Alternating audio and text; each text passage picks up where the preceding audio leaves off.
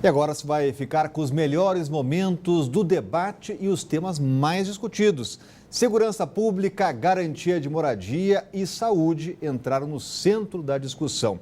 Além disso, o atual governador da capital, Rodrigo Hollenberg, foi o alvo de todos os outros candidatos que questionaram a gestão dos últimos anos. Minutos antes de começar o debate, os 7 candidatos ao governo do Distrito Federal ocuparam os púlpitos no estúdio da TV Band.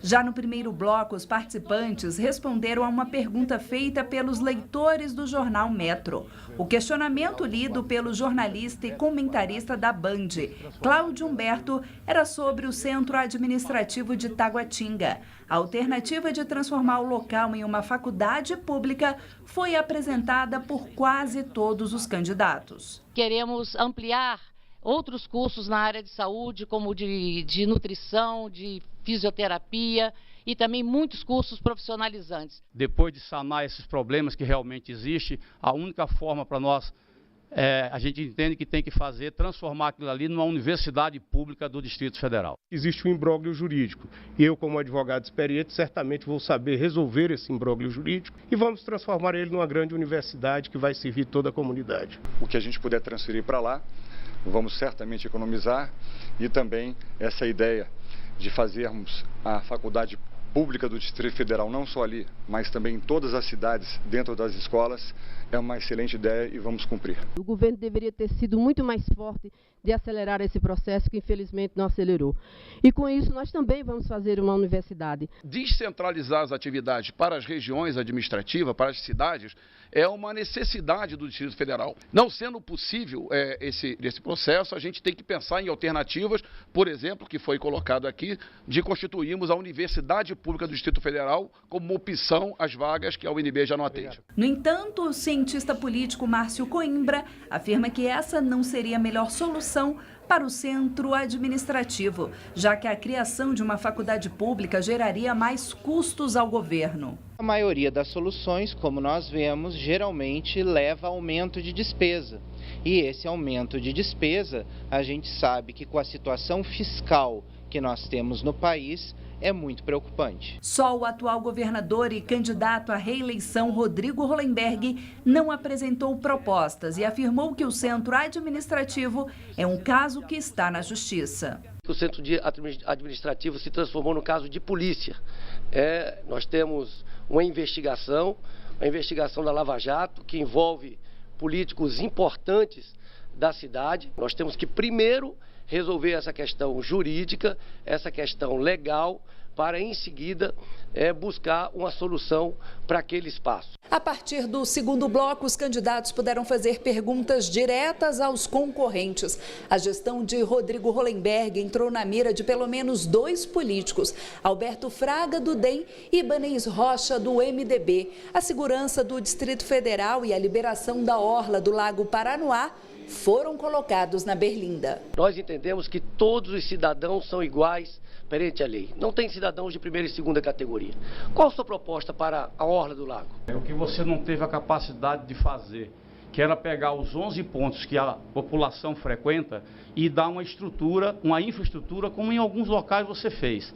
Agora, mexer com a moradia do cidadão que está lá há mais de 20 anos, é um socialismo barato que você fez, é você mexer com a segurança pública das pessoas que moram lá e hoje estão sendo amedrontadas pelos marginais que estão invadindo as casas das pessoas que moram ali na orla. Na verdade, nós demos um salto civilizatório, democratizando a orla do lago, tornando Brasília uma cidade mais democrática. Mas eu me lembro muito da sua indignação, me lembro de um discurso que o senhor fez na Câmara dos Deputados, dizendo que não tinha mais lugar para você soltar o seu cachorro. Ou seja, você está preocupado com o seu cachorro. Eu estou preocupado, Fraga, em garantir que as pessoas no Distrito Federal tenham direitos iguais. Você tinha que cumprir lá o PRAD, que é um plano de recuperação da área degradada. Você não fez nada disso, você simplesmente mandou passar o trator. Eles passaram a registrar somente aquilo que são crimes violentos. E para que se dê um exemplo muito claro à sociedade, se alguém invadisse essa sala e matasse todos nós, seria registrado só um crime. Então isso é disfarçar os números, isso é não atender a sociedade. 45 segundos para a tréplica. O candidato está faltando com a verdade, hoje está muito mal informado. E Brasília tem a maior transparência do Brasil nesses indicadores. A segurança das mulheres também foi pauta no debate. Eliana Pedrosa defendeu a ampliação das delegacias de atendimento à mulher. Dentro da nossa proposta de governo é criar mais 2 delegacias da mulher, uma no eixo sul e uma no eixo oeste, porque hoje nós só temos uma única delegacia da mulher e isso nos incomoda muito. Já no terceiro bloco, Fátima Souza colocou em pauta a corrupção. Ao questionar Alberto Fraga sobre a gestão dele à frente da Secretaria de Transporte durante o governo Arruda, a candidata do PSOL defendeu mecanismos para combater essas práticas no governo. Nós vamos tirar da lei que está na lei orgânica do DF há mais de 25 anos o Conselho Comunitário das Regiões de Saúde, das regiões administrativas. E por isso, nós vamos fazer com que todos os conselhos das políticas públicas dessa cidade, em especial dos transportes, eles sejam fiscalizados. Os candidatos Rogério Rosso e Eliana Pedrosa aproveitaram o debate para falar dos problemas da saúde. O modelo do Instituto Hospital de Base foi questionado pelos concorrentes. O Instituto Hospital de Base, hoje, é um modelo que está sendo muito questionado e o que nós pretendemos no nosso governo é voltar a um outro formato, que é o formato da Fundação Hospitalar. Logo nos primeiros dias do meu governo, eu vou praticamente mudar o gabinete do governador para os hospitais nos primeiros 6 meses. Não vou usar o Buriti, muito menos Águas Claras. Por quê? Porque precisa da presença do governo do Distrito Federal, não só da Secretaria de Saúde. Precisamos fazer uma guerra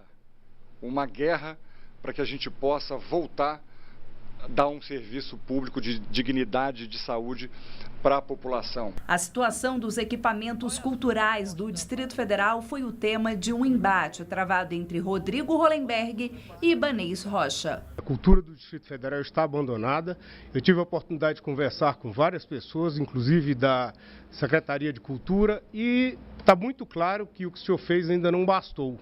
Nós temos aqui no centro da cidade o maior teatro, que está lá aguardando a reforma para ser devolvido à população. 45 segundos para a réplica. Eu estou impressionado com a desinformação do candidato Ibanez.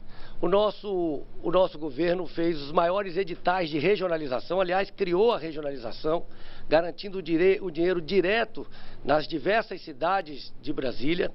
Está fazendo a recuperação dos espaços culturais, mas eu quero aqui assumir um compromisso para o próximo governo, um governo comprometido com a cultura. Nós vamos recuperar o Teatro Nacional. Propostas para melhorias no transporte público do DF foram apresentadas por Eliana Pedrosa e Fátima Souza. Nós vamos fazer com que os corredores de ônibus sejam utilizados apenas nos horários de pico e liberando o trânsito para todos os veículos nos demais horários. Nós também vamos reduzir os pardais em mais de 50%, porque hoje nós temos uma máfia dos pardais. É fazermos com que a gente defina um programa integrado dos meios de transporte dessa cidade, que passa desde os ciclistas, passa pela ampliação das vias, onde as pessoas possam transitar livremente e com segurança. O candidato do PT defendeu investimentos em habitação popular. Houve um desaquecimento muito profundo do Minha Casa Minha Vida, praticamente ele foi desarticulado, né? E aqui no Distrito Federal isso está sendo refletido, né? E nós temos que reverter essa situação e implantar um programa que possa efetivamente oferecer habitação popular ao povo. O quarto bloco do debate foi fechado com propostas relacionadas à educação. A primeira ação do meu governo será um decreto que todos os órgãos do Distrito Federal trabalhem integrados à educação, que a Secretaria de Trabalho, no nosso ensino médio, vai dar esses cursos profissionalizantes dentro das escolas. Ao todo, 7 candidatos tiveram 2 horas para falar de programa de governo. Para o cientista político, eles avaliaram os problemas do Distrito Federal, mas não apresentaram propostas de mudança. Nós vemos aqui, durante todo o debate, muito diagnóstico e pouca solução de política pública. Quando a gente vê pouca solução de política pública, é o que mais nos preocupa.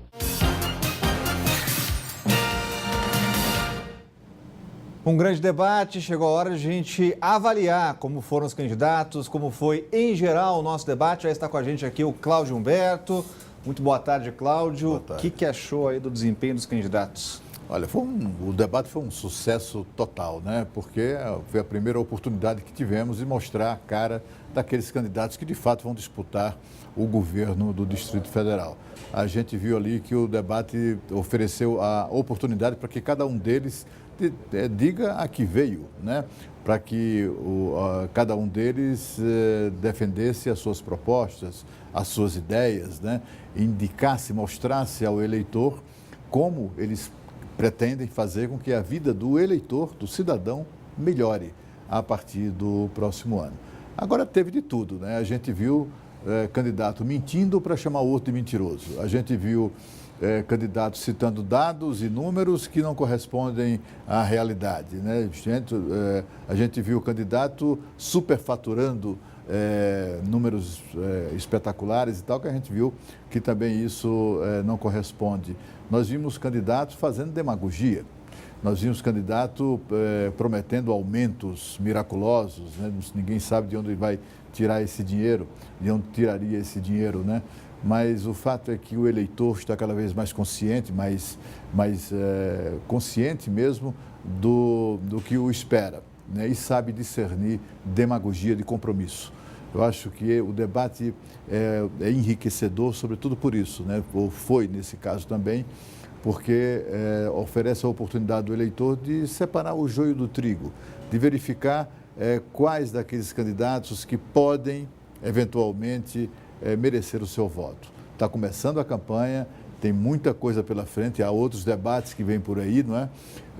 Mas o que importa mesmo, o que deve prevalecer é o interesse do eleitor e esse foi garantido, né, na medida em que ele pôde fazer, então, essa primeira grande avaliação sobre a qualidade do futuro governador do Distrito Federal.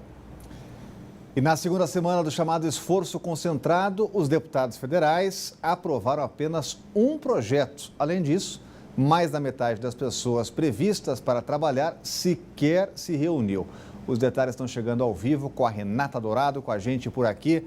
Boa tarde, Renata. Trabalho não faltava, mas o pessoal não compareceu, né? Não, pois é, Rodrigo, boa tarde para você, para o Cláudio, uma ótima sexta-feira para todos que estão aí nos acompanhando. Como o próprio nome diz, a ideia do esforço concentrado é você, de fato, concentrar esses esforços, essa energia, nessa semana, nesses dias de trabalho, para compensar os outros dias em que os deputados e senadores serão liberados. Por quê? Porque estão fazendo campanha. Então, o ritmo aqui está bastante lento, mas o ritmo nos estados, nos municípios, está bastante agitado, porque é isso, né? Eles estão preocupados com o próprio umbigo, estão preocupados com as respectivas reeleições. Tinham pelo menos aí 5 projetos, uma previsão de 5 projetos para serem aprovados, votados nessa semana, mas de fato foi só um. Já nas comissões permanentes, a previsão era que tivesse aí algo em torno de 37 reuniões, 21 reuniões dessas 37 tiveram que ser canceladas porque os digníssimos não compareceram. Então, o que se trata esse único projeto que foi aprovado? Um projeto muito importante, há de se dizer. É um projeto voltado para a proteção da mulher vítima de violência doméstica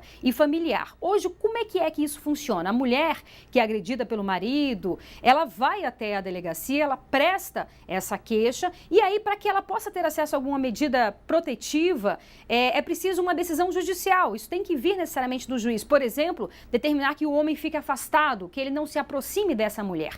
Só que a gente sabe que o ritmo da justiça é diferente do nosso ritmo, na maioria das vezes. Então, isso pode demorar meses para acontecer. Não raro existem casos de mulheres que foram agredidas nesse período enquanto aguardavam, mulheres inclusive que foram assassinadas. Para que a gente possa ter uma ideia, Rodrigo, no nosso país, a cada 2 horas, uma mulher é assassinada. Ou seja, 12 mulheres por dia são assassinadas no nosso país, vítima, na maioria das vezes, dessa violência doméstica, dessa violência familiar. Então, o que diz esse projeto que foi aprovado pelos deputados? O próprio delegado, ele vai ter autonomia para determinar essa medida protetiva. Então, ele pode determinar, por exemplo, que esse homem não chegue perto dessa mulher, que ele fique longe dessa mulher. Não precisa, portanto, da decisão judicial. Foi aprovado pelos deputados, agora falta ainda ser aprovado pelos senadores e aí a gente não sabe quando é que isso vai acontecer. Rodrigo. Obrigado, Renata. Como você mesmo diz, os digníssimos aí precisam trabalhar, né? Nossos parlamentares. Obrigado, Renata. E a seguir, preso o homem com mais de 70 passagens pela polícia. O Band Cidade está voltando já. Obrigada.